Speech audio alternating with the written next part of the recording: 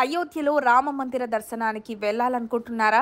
అయితే రామమందిరం మాత్రమే కాకుండా అక్కడున్న మరెన్నో ఆధ్యాత్మిక, చారిత్రక ప్రదేశాలను కూడా తప్పక చూడండి.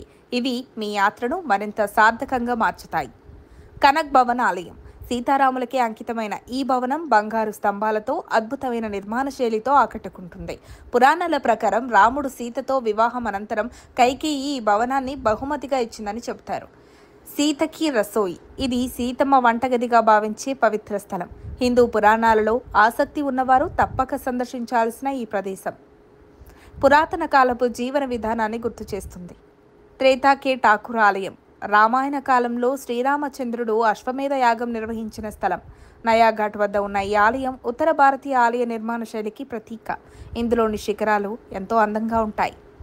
నాగేశ్వరనాథ్ ఆలయం పురాణాల ప్రకారం రాముడి కుమారుడు కుషుడు ఈ ఆలయాన్ని నిర్మించాడు. సరయూ నదిలో స్నానం చేస్తూ తన చేతి పట్టీని కోల్పోయిన కుషుడు దానిని తీసుకువెళ్లిన నాగకన్య కోసం ఆమె శివభక్తురాలు కావడంతో ఈ ఆలయాన్ని అంకితం చేశాడు. చోటి దేవకాళి ఆలయం బలం, భక్తి మరియు పురాణ గాథలతో నిండి ఉన్న ఈ పురాతన ఆలయం దేవకాళి దేవికి అంకితం చేయబడింది. పవిత్ర అరణ్యంలో ఉండే ఈ ప్రదేశం ప్రత్యేకమైన ఆధ్యాత్మిక అనుభూతినిస్తుంది. సూరజ్ కుండ్ శ్రీరాముడు ఉపయోగించినట్లు నమ్మబడే ఈ పురాతన నీటి కుంట ప్రశాంత వాతావరణం కల్పిస్తోంది. ఇక్కడ ప్రతిరోజు జరిగే లేజర్ షో కూడా చూడదగ్గది. అయోధ్య యాత్రలో ఈ ప్రదేశాలను సందర్శించడం ద్వారా మీరు కేవలం దర్శనం మాత్రమే కాదు, చరిత్ర, సంస్కృతి మరియు ఆధ్యాత్మికతతో కూడిన సంపూర్ణ అనుభవాన్ని పొందుతారు. మరిన్ని అప్డేట్స్ కోసం మా కాయ్ టీవీని సబ్స్క్రైబ్ చేసుకోండి.